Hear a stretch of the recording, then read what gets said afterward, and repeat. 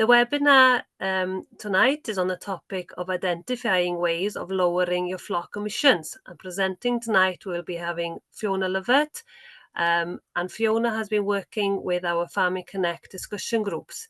And this webinar will showcase the findings from the projects undertaken within our Farming Connect discussion groups, who have been using the Farm Metrics greenhouse gas emissions what if tool to explore their own flock and farming practices and consider what they can do to make a difference to their emission levels. Along with Fiona, we will also hear from two farmers who have been part of this project, and we're welcoming Anne Cattell and David Owen.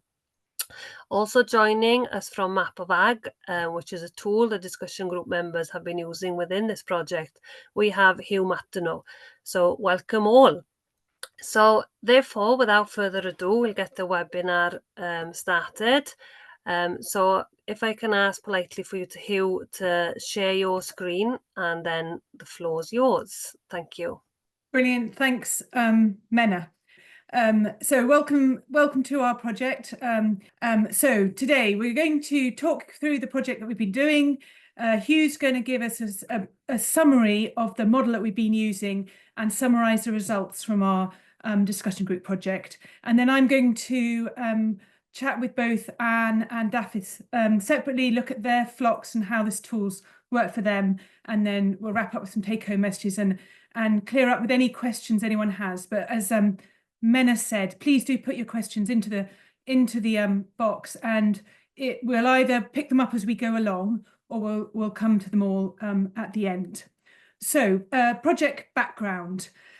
As Flock Health Limited, we run 11 advanced sheep groups around Wales. The photo there's of my Merenyddith group up in the north. We had a lovely sunny meeting that day. We've basically got 132 farmers within our groups, and I run 3 up in North Wales.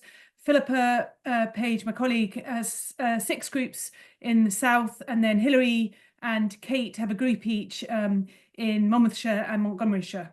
And back at the beginning of this year, as we set up this project, we ran an online survey, I suppose, to ask all those discussion group members what they thought about greenhouse gas emissions, and we got 116 of them replied, and out of that 22 farmers agreed that they would try out this tool using with their own flock data. So they're very much were in charge of the tool and put their own data in.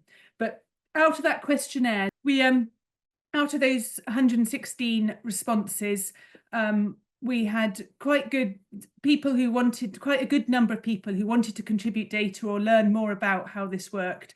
So at interest level, we could measure how interested the farmers were in the greenhouse gas emissions and how well they understood it. So and whether they were prepared to put data into the project. So it's sort of, we mainly, I'm a vet, a sheep vet, and we do a lot of talking about flock health and welfare of the flock.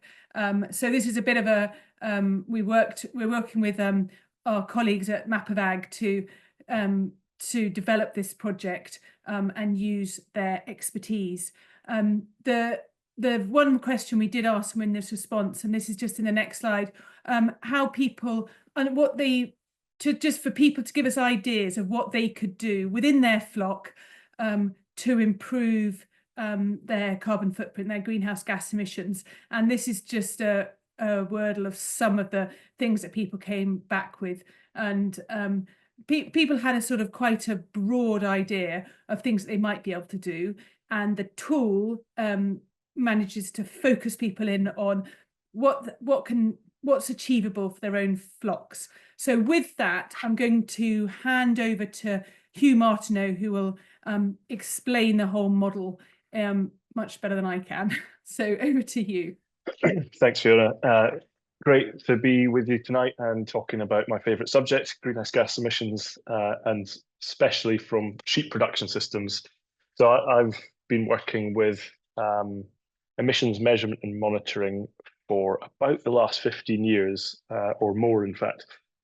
And it's got pretty popular in the last 5 or 6 years, But the problem that we sometimes see is that emissions and the production system are separated out into two different silos, whereas actually they're all pretty much intertwined.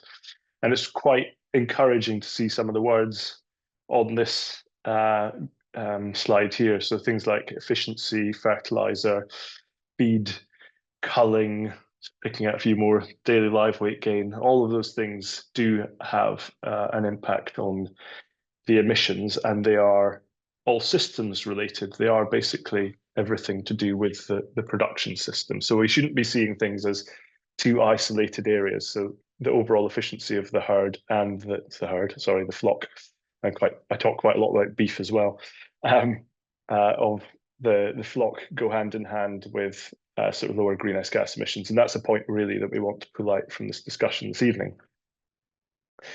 Before we go into some of the details of that, I think it's worth just looking at the model, if you like, very briefly. The model itself is all rooted in the IPCC guidelines. So that's the Intergovernmental Panel on Climate Change. It is basically the root of most of the guidance around emissions factors that we're using.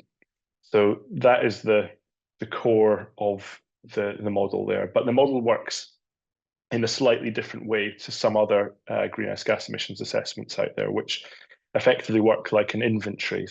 They take information about how many livestock on the farm, how much fertilizer has been used, how much feed's been used, and they do an annual inputs and outputs based analysis, which is fine and it works at a sort of inventory level, but it doesn't necessarily tell you what you need to do or what would be beneficial to do as a result of that exercise.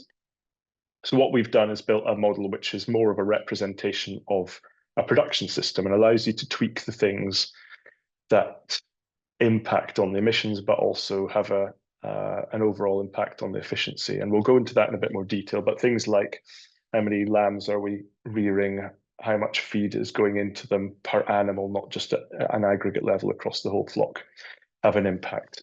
And those that have used the tool hopefully will see that as quite a useful activity rather than just sort of putting lots of numbers into a black box and churning out another number.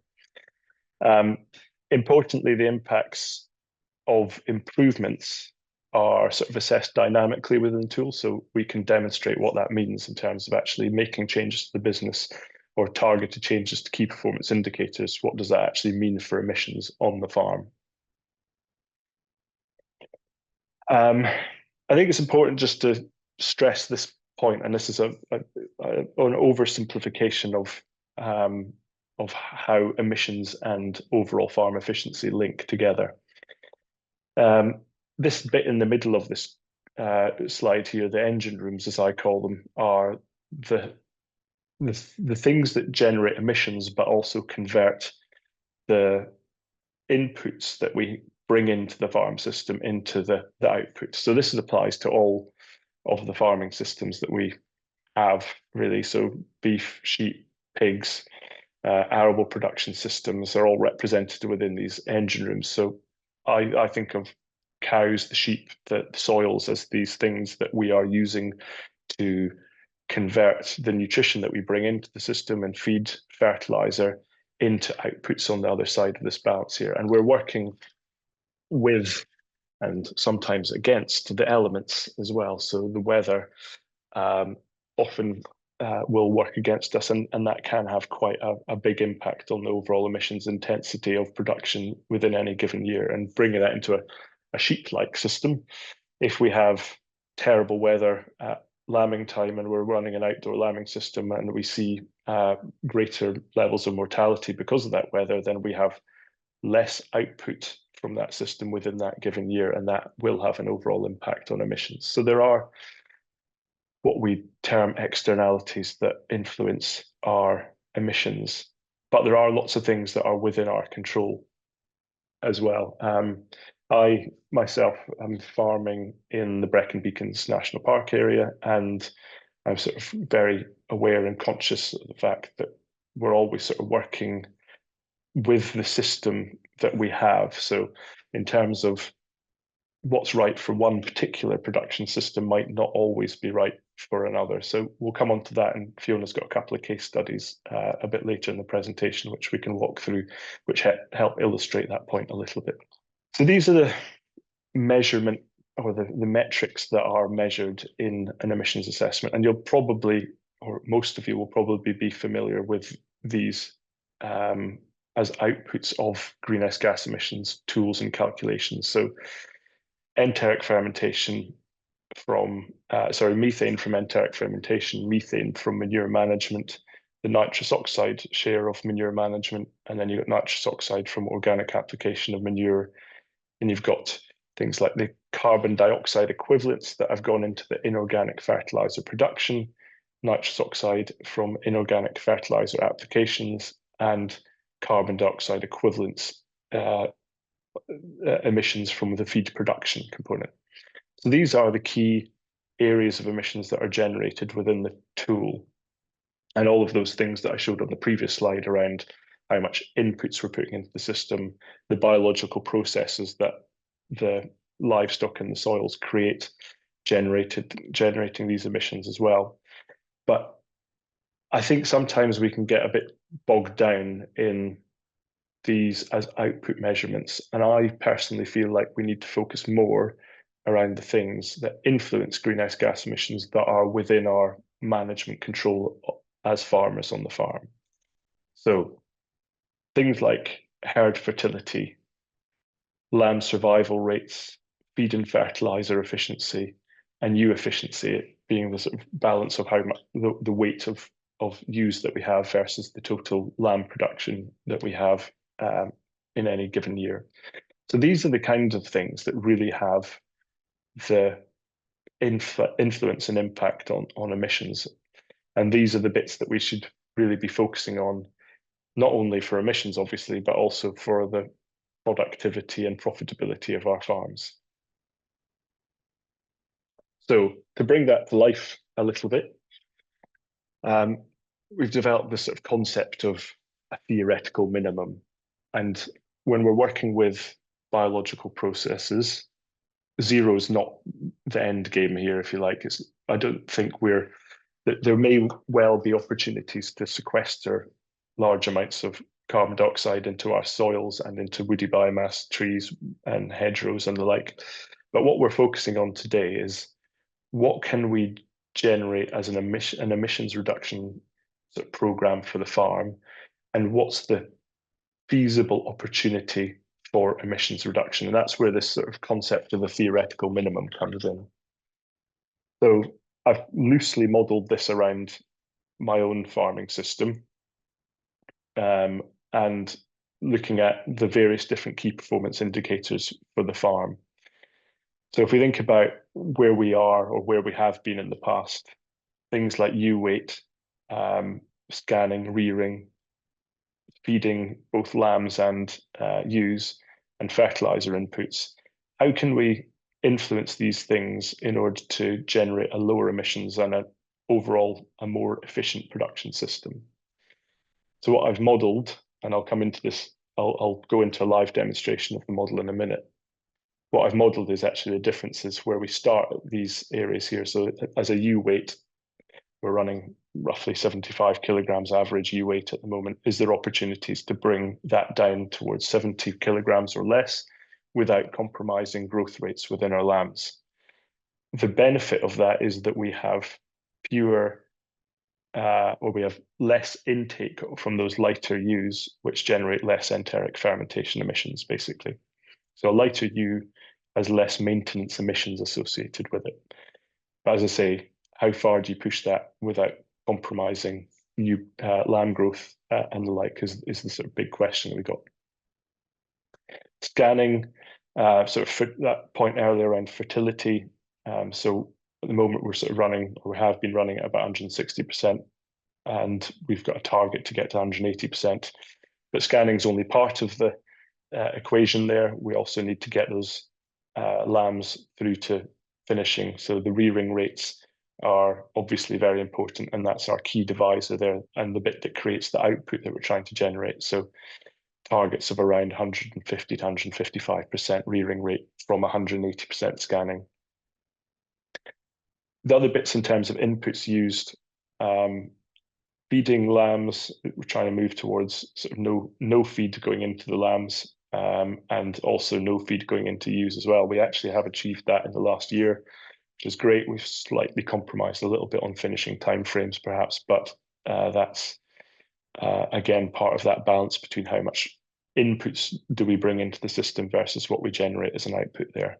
So things like forage quality and quantity are key to the ability to remove feed from the system, and also removing fertilizer. What's the balance of sort of land resource, I suppose, in order to generate enough output. So in our situation, we've cut back numbers a little bit in order to actually allow enough feed at the right times of year to remove feed from the system.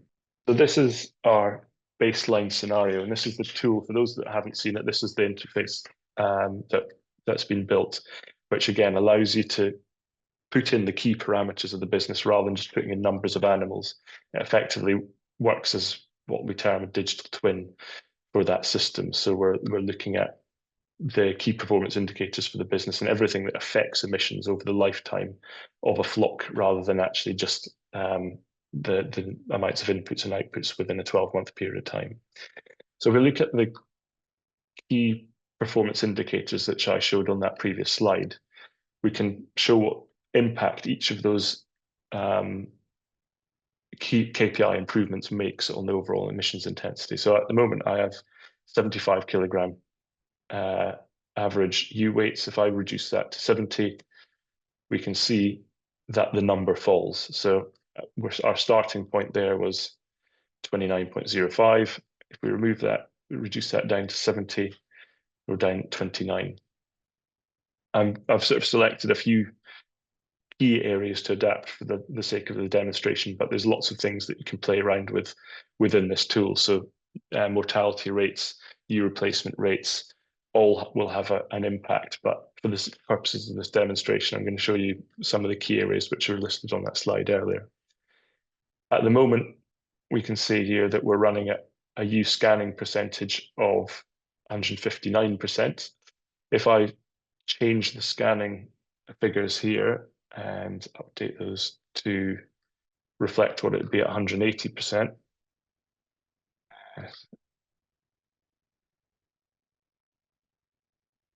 And that brings us up to 180% scanning. And we can see the emissions are reducing further. And then sort of other key areas that we want to change was the finishing timeframes, which we were reducing from 32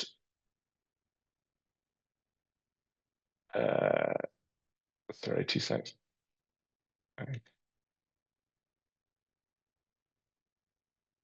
Sorry, my screen is covering up what I need to see here. I need to move that. There we go, 230 days down to 190. And again, we can see the emissions drop as we change these key parameters that influence emissions. One of the things that I'd also listed on there is the removal of feed. So it may seem a bit overly ambitious, but at this stage, we're trying to sort of see where all of the opportunities are. And there are examples of people who are putting no feed into the system and also removing fertilizer from the system as well. So with all of those areas updated, we can see that actually we've gone from just over 29 kilograms of CO2 equivalent down to 22.94.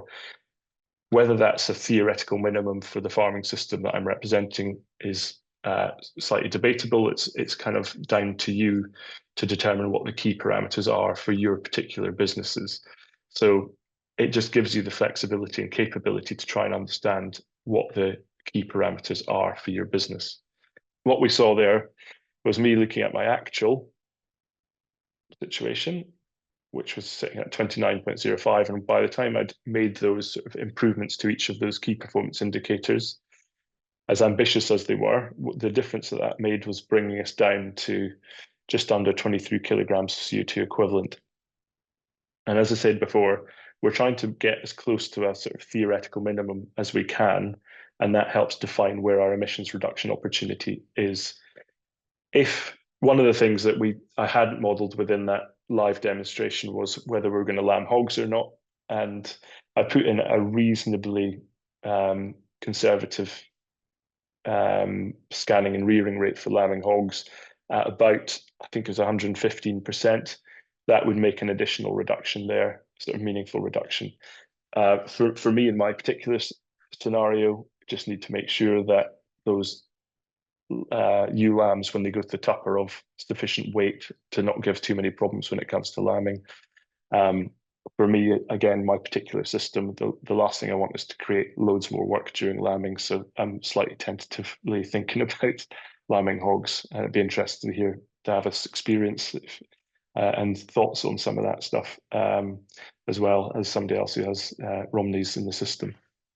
Hugh, can I just interrupt you there and ask you this question, which you may or may not be able to answer, but I think it's worth asking you now. So someone's saying, out of all the factors that reduce emissions, which one has the biggest impact? It's a good question, and I'm afraid there's not a simple answer. If we're looking at sort of management changes on farm, it tends to be an aggregate effect of multiple things rather than one thing. And it does depend slightly on what the starting position is. Mm-hmm. It depends a lot on what the starting system looks like as well. So if there's a particular, let's say, issue that with rearing rates, with fertility, that will be probably one of the bigger areas to get right in terms of improving the output for the farm overall. So if we're starting from a low baseline in terms of rearing position, then that's probably going to be one of the things that makes the biggest difference. Mm-hmm. If it's a particularly intensive system with a lot of feed going into it, things like actually focusing around the emissions intensity of the feedstuffs that you're using, so ensuring that there's no land use change emissions being brought onto the farm, because that can have a big impact on the overall emissions intensity of the feedstuffs that are being used.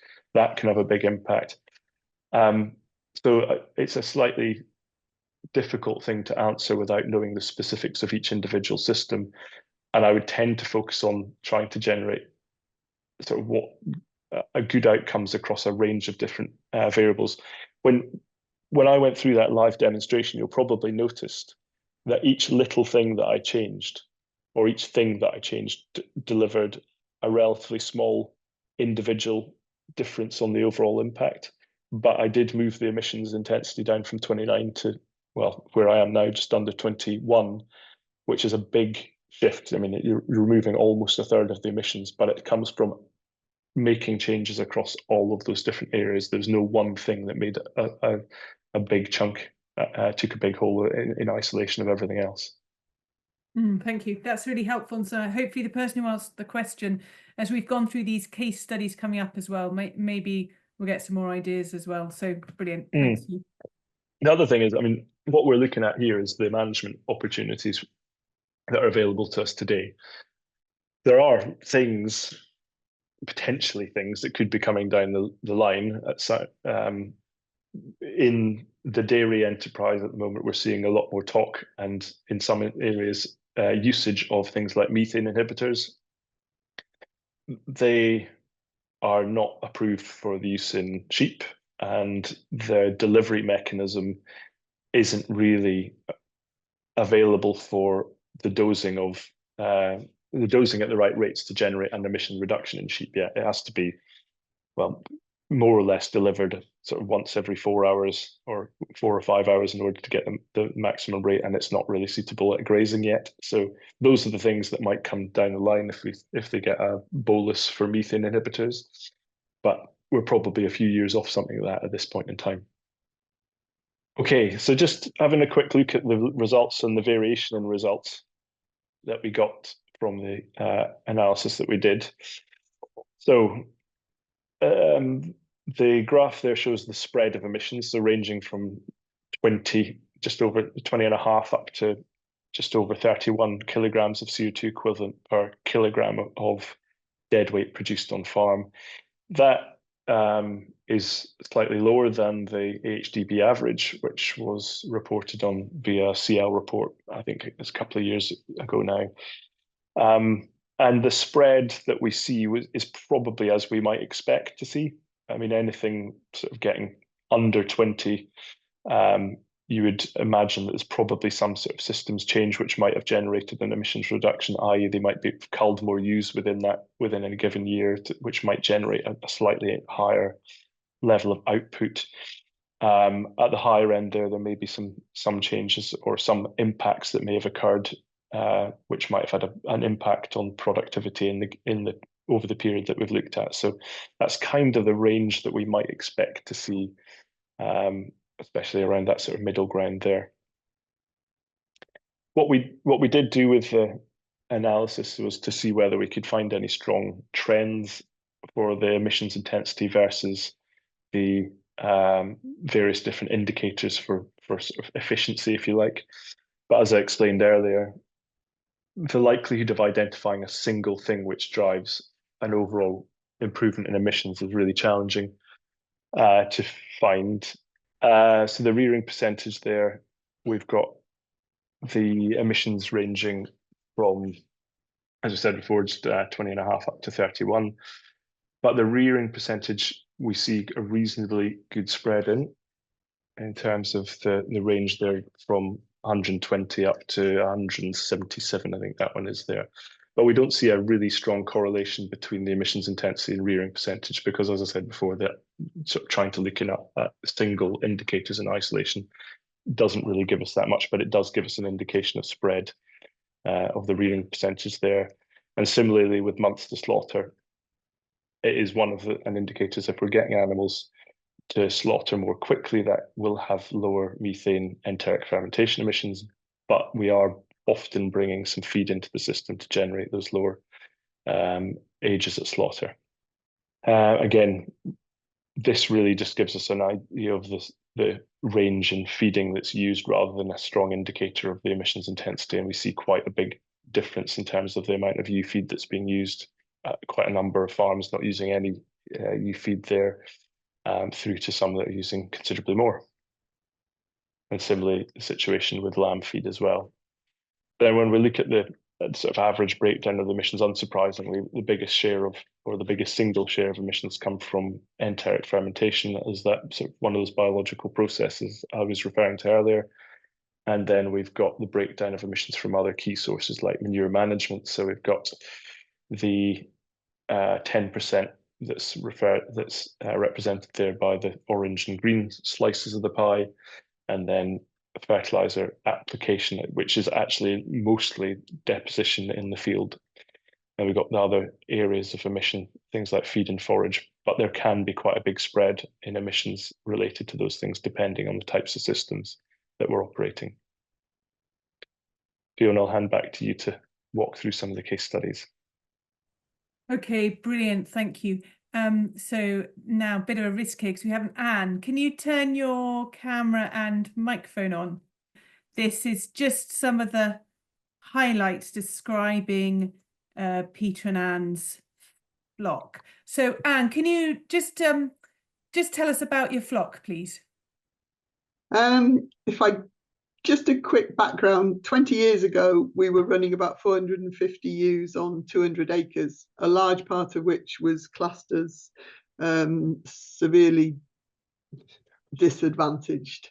So over 20 years, we've basically now from a Welsh mountain flock with a Welsh half-bred flock and a bit of clean crosses, we're down to 150 clean ewes, but we're also down to 45 acres. But obviously we're on better land and we've had to alter the system. But I mean, basically in the last 3 years, we've gone down to the 45 acres from the 200, and we had to pick the best ewes. So we went tagging at birth.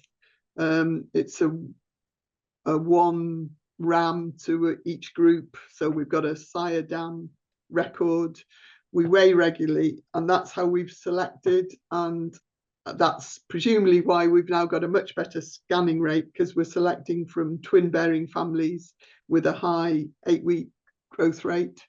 I mean, we've had 186%, and with a high survival, we've got to, on a limited acreage, basically push the pasture, and we're also putting in a lot of feed, which is what Hugh just pointed out, that the inputs are much higher for us, but equally well, we've got good survival, good scanning. We've raised the scanning rate from 130 when we were extensive to 180 on intensive, basically, system. I don't know. One of the things I'd say is that because we're genetically trying to pick the best ewe lamb replacements, homegrown replacements, the model sort of doesn't help us very much, because obviously our replacement rate is down at 25%, I think, I can't remember on the figures, but the high replacement rate basically has a negative effect on the emissions intensity. From the pasture, Pete's done everything you'd expect to improve the pasture. We put chicory, plantain, everything else in, and improve the quality of the grass. And again, I don't know how that comes into the model, because obviously your protein content is higher. I mean, there must be a certain average that the model is using, but by having better pasture, we're producing better silage, which we use in a TMR. Last year before, the MEs, we aim for over 12 ME, which means we're putting in less and less of the straights. So, that's one thing you're going to point out, that yes, we were using ultra soy, and obviously the source of that, which I can now tell you from November the 1st, will be from sustainable source. But obviously in the model, no, that's one of the things that we didn't really look at. We have to, because we're on a limited acreage, we have to rest the land. Basically the 3 months that we rest the land is the 3 months they're in the shed. And then we had the issue, although the TMR has reduced the concentrates we're using, we're still having to feed concentrates when we turn the ewes out, because you're asking them to raise lambs. Although it's good grazing when they go out, it tends to be a bit lush and in the spring. So we found that they need the extra, and I don't know how we'll get over that one. We also push the lambs, and they are creep fed ad lib from probably 2 to 3 weeks until they go. So that again is a high consumption. But on the other hand, they're off the farm by the end of August, having lambed in March. So we haven't, it allows us to have plenty of grass for the ewes pre and post tupping. Thank you for that intro, and certainly, there's a picture of your grass and clover, like some lovely clover there. And because the reason we asked you to sort of be a case study was because you were that farm right in the middle, aren't you? So you're pretty average in terms of emissions, but some of your dots were very different from some of the others. So exactly as you say, your high input, feeding a lot, but you're getting your lambs off really quickly. You had the highest rearing and the quickest lambs off the farm, but the highest feeding, both of ewes and lambs. So in a way, that what you gained in one way in terms of emissions, you then counteract. Is sort of, yes, you have to, it's just the way you slice the cake, isn't it, in a way. So this is another photo of your steep field. It wasn't that you had your head on the sides, you took that photo. No. that's your top bank, isn't it? And the ewes in the shed eating their TMR. So just to summarize, high scanning and high rearing percentage, incredibly low ewe and lamb mortality. I thought, as you put in the model, those were really impressive numbers. and you're finishing your lambs very quickly. But the amount of feed, and I know you and I've spoken about this before when we've gone through the cost of your feed, that is a big cost on the farm, isn't it? The feed you're putting into the ewes and the feed that you're putting into as creep for the lambs. So you're feeding well. So in your TMR, so just this simple scenario I put here is, if we've got all your feed as conventional, so I know you just said that as from the 1st of November, but up to then you just bought the feed and you hadn't asked the question, had you? So that was your ewe cake that you give them when you turn them out with lambs at foot, and the soya that goes into the TMR. So the TMR's sugar beets, or obviously silage, your really good silage, sugar beet, soybean, and molasses. So it's predominantly the soybean where it can make the difference, isn't it? In that. So if you're just feeding conventional food, your emissions intensity is at 27 kilograms per unit of CO2. And then if we change that on the feed you gave them, we could knock 2 kilograms CO2 equivalents off the emissions intensity simply by you asking that question. So in a way, I don't know what the cost implication is for you for what's happening, what you've got from the 1st of November onwards. I didn't ask the cost problem. You didn't ask the cost. That's by ensuring that feed doesn't incur land change use for the production of that soya, has meant that it will mean that you've knocked your emissions down. So we've actually, because the rest of your figures, your scanning, your rearing, your low mortality, fact your lambs are finishing quickly, apart from that, we struggled to push your emissions down, didn't we? Because of the way you're farming now and the good KPIs that you're getting out of it. And you've done a lot of scenarios for us, haven't you, Anne? I don't think he will like me for that, but yeah.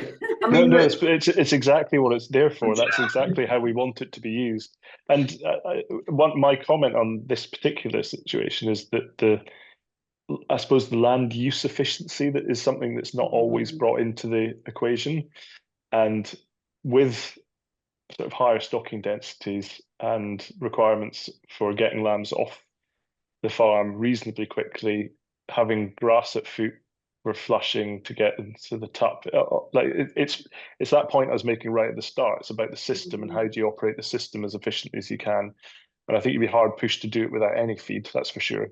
And there's a requirement to bring something into the system to supplement it. So it's like what's available within your system type to do those things. But in terms of your rearing rates and low mortality, it's incredibly impressive what you're achieving with that. I mean, the rotational grazing has allowed us to probably produce more grass with not too much fertilizer. I mean, the fertilizer rates are fairly low, but they don't have not that emissions intensity when you actually, you're having to put a certain amount out because you take it off for the silage, and there's more for that than for the grazing side. Yeah, and you asked the question earlier about what does the forage quality do and what does the higher protein do? I mean, really, it's displacing imported feed into the system. That's the big benefit of having better quality forage. We see that in dairy systems, we see it in beef systems, we see it in sheep production systems. It's the same outcome from better quality forage should be that we see less requirement for imported feed. So that's a big benefit. And presumably, Hugh, it's possible, Anne, instead of with your good quality silage, you could be feeding beans. I mean, certainly you need less soya than somebody who's got not such good quality silage. Would homegrown or locally grown beans be better there as well, Hugh? Sorry. We're using ultra soy because obviously with the really lush grass that went into the silage, it's more ERDP than UDP. Right. I mean, I'm not a nutritionist, so I don't feel best qualified to really comment on it. But if there are means of displacing certainly imported soya with land use change associated with it, with other sources of protein, it's a beneficial thing to do. And I mean, it gets fairly marginal sometimes in terms of the distance things travel, because it tends to be a relatively small share of the overall emissions, but it is beneficial. But what we do see is homegrown, efficiently produced cereals and other sources of protein like beans and peas can be quite beneficial over and above the sort of alternatives which are being brought in from other parts of the world. Beans are almost my most favourite source of protein for a new pregnant diet. So that sounds like a win there. Okay, brilliant. Thanks ever so much, and really appreciate that, and all the scenarios that you put in as well. So thank you. Yeah, it's great to see the tool. It's great to see the tool being used like that, because that's what it's intended for. Yeah. Thank you. Brilliant. So, Daffy, the totally different system here, different part of Wales and a very different system. Do you want to tell us about your flock, Daffy? Yes, set up on a share farming agreement around 2016. Flock of 2,000 ram, well, it was closer to 2,500 ram ewes back then. They started off using fertilizer and fed as well, but now moved on. We brought the flock number down to 2,000 ewes. It's a closed flock. We breed all our own replacements. Around 1,400 ewes go back to their Omni taps, and then 600 of the older ewes are put to a terminal ram.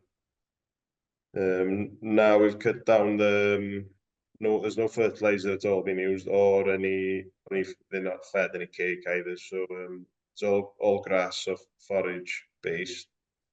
Used to be wintering on Swedes with some ewes going off the farm, but now we've gone away from that as well for, well, regenerative purposes, really, to minimize disturbing the soil. And now we stockpile grass from around June onwards for the winter, and then some bale grazing as well on those platforms. So whatever we do bale, we try and leave them on the fields for grazing over winter. Yeah, we'll lamb outdoors in April for around 5 weeks. And yeah, we just rotational graze, try and plan a system so we get a closing rotation. We'll be starting now, really, with the taps, and then rest the fields, and then we'll start the pre-lamb rotation in March, 3 weeks before set stocking for lambing, and mob up again when the lambs are around 5 to 6 weeks old, then start the rotation again, really. Yeah, thanks, Steph. I remember the first time we had a conversation a year or two back, and you were saying that no feed, no fertilizer. So you were the farm there which stood out as a group, because no feed or fertilizer. So let's just go to the next slide, please, Hugh, and some of your brilliant photos. Really, yeah, it looks really super, David. So just one more click, Hugh. So just to stand out. So and this actually illustrates a point that Hugh made earlier on in this webinar, where you spoke about the weather having an effect, and 23 lambing was really, well, the scanning 23 was a disappointment, wasn't it, David? You had the effect of the drought, the previous year's drought, had really knocked you ewes, hadn't it? Yeah. And that was the first sort of figures you put in, wasn't it? Yeah, it's a very dry farm, so it'll burn off quickly, and that's why one of the reasons that we've tried and go more regenerative, build taller covers, so we've got that cover really for if it goes dry the same. And this year totally different, is we've had continuous rain, and it's just kept growing and growing grass, so we've been a lot too much grass almost this year, but every year is different. Yeah, Yeah, so I know the first lot of figures you put in, the 22, 23, and your emissions intensity is high because you had high empties, low scanning, and then quite a low rearing. So there wasn't, yeah, you didn't have a lot large numbers of lambs to put your emissions against. I think that's why it was high, wasn't it? So we made a scenario that pushed up your fertility, and then as it turned out, that's pretty much what had happened this year anyway. You put in another, we went through it and put in your actual figures for 23, 24, and much higher scanning, a much higher rearing percentage, and it did pull your emissions down compared to the previous year, didn't it? And then we tried this scenario, increasing your scanning. Now it is potentially, would you say that's unrealistic for your use to get to 180%? It's probably achievable, but I wouldn't like to get them that high really for the farm and the for the too many twins. Well, too many triplets. Yeah.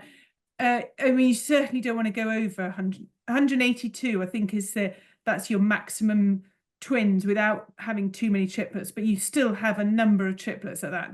Yes. And you don't want to have losing lambs because you've got too many triplets. I totally appreciate that. But just for the sake of argument, increasing the scanning up to 182 and managing to keep them alive. So you basically sell 1.5 lambs per ewe, and keeping the ewe mortality to 3%. That would knock a further 3 kilograms off your emissions intensity, and that's probably for your system. That's an obvious way to reduce it. You can't take any hard feed or fertilizer out because it's already gone, hasn't it? It's yes. And then the only other thing I thought we could do playing around with it was putting, if you bred your ewe lambs, that knocked another kilogram off. But you just click on the next one, Hugh. But that I mean, that is I wouldn't necessarily be advising you did that, because there's a whole lot of other things involved there, isn't there? And I generally find with clients, if people are breeding ewe lambs and doing it well and keeping the lambs alive and not ruining the ewe lamb, then it's great. It's great from a productivity, and it's great apparently from an emissions intensity as well. But if for whatever reasons, whether that's weather or time or just not quite getting it right, you could potentially have a disaster with it as well. And I've seen disasters there, which I don't want to wish that on anyone. So that would be quite a big decision for you, I guess, breeding ewe lambs. Yeah, so it's definitely something we've thought about, and it's been tried in the past. But I think because we've had a transition period from moving away from the fertilizer and the feed, the ewe numbers have come down, and well, we've gone more into rotational grazing now as well than before. So we can grow much more grass now. So we are trying to build numbers back up. So I'm not sure. Yeah, I haven't tried that as a scenario yet, like getting the flock back up to around 2,500 ewes. I think that would be a better option than trying to lamb the ewe lambs. Yes, yes, I think you're possibly right there. It's horses for courses, isn't it? And it's not like there's a single answer for anyone. It's just what works for your setup. My comment as well, yeah, you're achieving very good finishing rates as well, timeframes with your system as it stands at the moment. So there's not, in my view, there wasn't that much to go at in terms of actually reducing time to slaughter, because actually they're very good as they are. Yeah, 190 days, I think you said, wasn't it, David? Yeah, on average, because that was overall, like on the fat lambs and the ewe lambs. We sold a lot of breeding ewe lambs, and they were going away in August, so that that probably brings the average down a lot. Mm. And then when we try and sell whatever hasn't gone as stores, then we have a cutting off point around November. So it's next month really, because we need to we have to prioritize the grass for the spring for the ewes. Like so. Yeah, definitely. Yes, definitely. But I think from my limited, I'm cautious saying this to you, but that would be selling lambs off the stores. You've taken quite a hit on the emissions intensity if you've bred them. Is that right, Hugh? Because somebody who just has them as stores can have an incredibly low emissions intensity, can't they? They can, but they should carry the emissions. If the emissions calculation is done properly, they should carry the emissions, the embedded emissions in effect of the stock that are moved on. So it's not the emissions travel with the animal. So we will effectively credit Davith in this case an emission, a sort of dead weight equivalent for those animals that are leaving the farm. So he gets the credit for the output, obviously, but the emissions then go with the animal to the next farm, and they need to sort of demonstrate the embedded emissions associated with those animals. So it's not just saying they've been on farm for 45 days and been finished within those timeframes, and thus the emissions are only for those 45 days. Therefore, the 45 days they've been on that farm, plus the embedded emissions associated with everything that's gone before as well. That's how it should be done, so that it's a true representation of the emissions of the lifetime of the product at the farm gate, basically. Yes, that makes sense. Yeah. So it's the same way you treat fertilizer and feed. We've talked about the embedded emissions of feed, less about the fertilizer, but when we apportion an emission associated with those inputs when they arrive on the farm, basically, and the same should be done with livestock. So if you're buying in all of your breeding replacements, they have an emission associated with them. So if you're buying them in pre-tupping as sort of 18-month-old animals, then they have an embedded emission with them, because then if you weren't doing that, you'd be negatively impacted, or you'd be negatively affecting the farms that are breeding all their own home replacements, basically. No, that's brilliant. Well, thank you very much, David, for sharing that. That's great. I just wonder, Hugh, should we just go through the questions and then end with your take-home messages, or how do you want to do this? Yes. Yeah, no, that's good. I've seen there's a few popped up. Right. Let's start with because we've been talking about this both with David and about rotational grazing. Does rotational grazing have a positive impact on emissions? As a general rule, yes. If rotational grazing's done well and you're getting better quality grass as a result of a rotational grazing system, the impact should be that you need less imported feed and you can run more stock on the same area. So there's a double benefit if it's done well, but that's a caveat saying if it works and it's done well, rotational grazing should deliver that benefit. Now, have we covered this one about selling lamb store? Did any of the farms sell lamb store, and does that reduce emissions? And that's just about what we've just discussed, isn't it? Any more to say there, Hugh? And not really. I don't know the ins and outs of every farm, actually. I don't know, Fiona, if you know if there's any store animals. The model is set up in order to factor in the store element of a system as well. So if you've got breeder finishers and store animals running alongside each other, it effectively separates the two systems out, so you get a true representation of your breeding flock and your finishing animals in the store system as well. So it separates those two out, so you get a representation of each of those different systems, because they do look quite different, and they will have an impact, especially if you're not fully factoring in the embedded emissions. Yes, and we did have some with that. How did the project results in terms of emissions intensity compare to the results from other studies done using the same model? Very similar. Yeah, I mean, there's not really much to highlight as major differences between this particular project and other places that we've used this tool.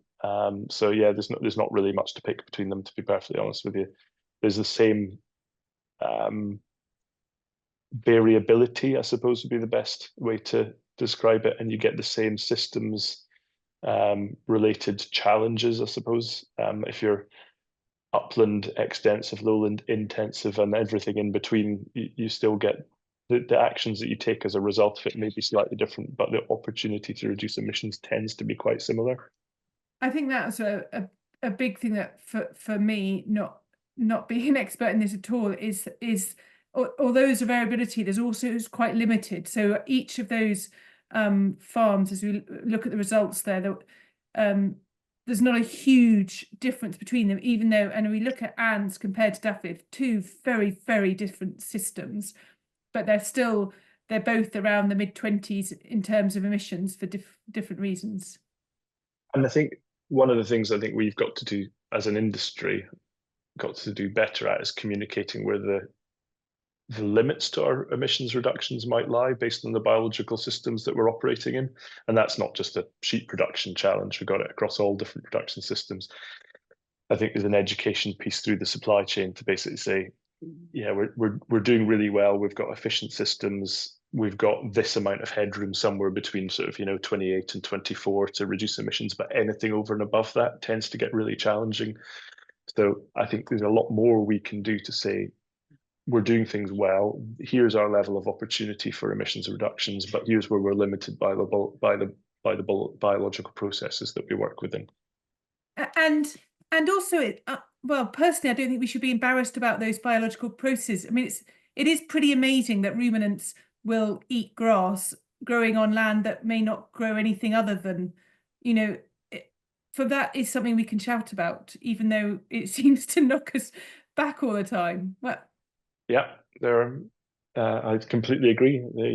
They are our sort of nutrition converters, aren't they? They do the job of converting sunlight into human consumable protein. Yeah, which is amazing. And I don't feel we often get credit for that as a ruminant industry. We seem to get bashed by it a lot, but actually, certainly most of the hills around here, you cannot imagine anything else growing other than fairly ropey grass. Yeah. I suppose it's not surprising I'm a fan of ruminants. Okay, let me just read this one through. Anne just mentioned the change in feed source going forward, as in sustainable soya. Will the project be looking at before and after emissions intensity scenarios in terms of this? So that's actually on the slide. We did consider that. So if we just go back here, thanks, Hugh. On this slide, that emissions intensity at 27 is using conventional soya, no questions asked, and bought the cake and the soya that was sold to her. And then the second scenario down, the 25.73, that considers, by changing that and saying, I want to make sure I'm buying sustainable soya and my EU cake has got sustainable soya in, that's the difference it makes for Anne's particular scenario. Okay. Just to put that in context, so a ton of soya from an unknown source, which you basically have to provide it with a land use change emission, will carry an emission of about 5 tons per ton of soy. If you've got guaranteed deforestation and land use change free soya, that'll be near 0.5 ton per ton. So it's 10 times the emission where you've got land use change emissions associated with it. Okay, I think those are our technical questions. Well, Wendy's is, what is the incentive for sheep farmers to reduce emissions? I'm going to have a bash at that, and I think it's increased productivity, which is I don't think across it's always completely correlated, is it? But we've definitely seen on these as we improve flock productivity and health, we reduce emissions intensity, and certainly lower ewe mortality, lamb mortality, and better productivity. I think, though, for me, those are what incentivizes me. What are your comments there, Hugh? I'd echo that. So if you're not that interested in emissions reductions, then do it for your business productivity and efficiency. And generally speaking, it should deliver the emissions reductions alongside it. The reality is that, so whether you call this an incentive, the incentives come in different forms. the reality is that the supply chain will be demanding this information at some stage in the not too distant future, and there's an opportunity to get on the front foot. If you start to understand it now and the things that are driving it, then it may give you a bit of a market benefit in the short term, and it will be more of a market requirement in the medium to longer term anyway. Okay. Whether that's an incentive or not may be argued, but I think it's certainly a driver for why we need to understand them better. And I think from a communication perspective, we need to try and understand it, to try and talk about the positive things that we're doing, and where our sort of starting baseline position is as well.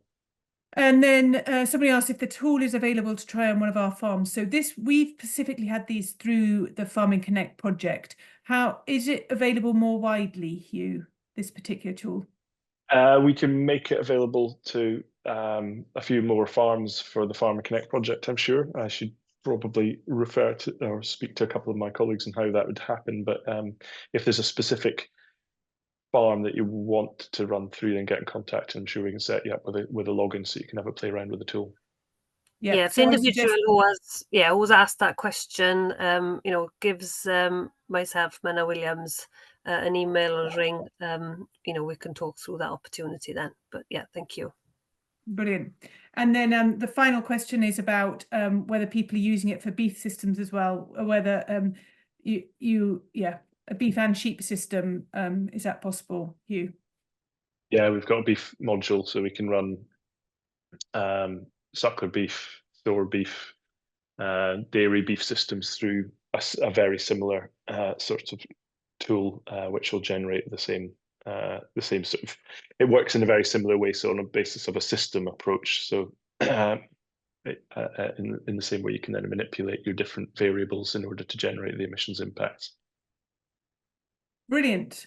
Right, that's great then. I think I'm going to let you move on to your take-home messages, Hugh, then. I think we've mostly covered the take-home messages, really, but I will reiterate them now. Okay. So use the tool to calculate your own theoretical minimum. Like where could you get to based on your particular system? So focus on the most relevant indicators and accept that there will be marginal gains across multiple areas. That's the point I was making earlier. Don't expect there to be one thing that will knock 15 or 20% off your emissions. It's likely to be that there will be multiple things you can do to tweak the system in order to drive down emissions towards that sort of theoretical minimum position. It's going to factor in sort of everything from getting the ewes into condition for tupping, ewe nutrition throughout pregnancy, to scanning, to rearing, and keeping things alive to get them to market, basically. So ewe condition, lamb conditions, and survival is a key. And then obviously the efficient use of inputs. If you are in a situation where you're bringing in inputs into the system, make sure they're used efficiently, as I'm sure you will be, because they tend to be quite costly. And the sort of key point in bold there is focus on what's right for your business. Don't be tempted to compare against lots of other businesses. Focus on what's right for you. By all means, benchmark against similar systems, but there'll be different priorities for different farms and different systems, and that needs to be sort of factored into the way you use different tools and consider the options for your farms. Brilliant. Yeah, and a lot of those take-home messages are the same things that we're saying for flock health and productivity all the time. The multiple gains and, concentrating on keeping ewes and lambs in good condition and alive. How that does all come in nicely, tie back into what we want to be doing for animal health and welfare as well. That should be one of my other take-home messages, is that this doesn't sit in isolation of everything else. There's a tendency to think about greenhouse gas emissions as a sort of standalone measurement. It's just another outcome of a productive system or an unproductive system, depending on which way the emissions are. That's all it is. And that's that sort of diagram I tried to illustrate that with earlier in the presentation. Your inputs, your engine rooms and your outputs are the things that drive your emissions, as well as the overall productivity and profitability of the business. Very good. Okay, that's great. So yeah, please to anyone, you can contact Map of Ag directly about the tool, but equally, if through Farming Connect, get hold of Menna, and if you're one of our discussion groups, you can come to us, or go to Mentor and Farming Connect if you're in Wales and want to find out more about it, or head to their website. That's it, I think, Menna. We're done, unless you've got any last minute things. Yeah, I'll just do a quick comment at the end. Yeah, I'd just like to officially bring the webinar to a close and give you a big thank you for tonight's contributors, and also thank you for all our viewers for their questions as well. Please don't hesitate, as Fiona's already alluded to contact Farming Connect. You can either do via your local Farming Connect officer or the central number. We're obviously here to help. If there's any questions directly relating to this webinar, you have been forwarded an email from my colleague Gwennan Evans, so you have got a direct email address there if you want to send any questions back to her, and we'll work together to get that info across to you. At the end of this webinar, there is an evaluation form. We would really urge you to complete, as we do take a look at these to see what are the future webinars and events and information you as farmers require from Farming Connect. But please, as usual, take a look on our Farming Connect website. There's new events and webinars always loaded on there daily. So yeah, keep up to date with that. But as for now, thank you very much for joining. Diolch yn fawr iawn I chi am ymuno gyda ni heno, a diolch yn fawr a hwyl fawr. Brilliant. Thank you, Menna, and thank you very much to Dafydd and Anne and Hugh and Rosie as well.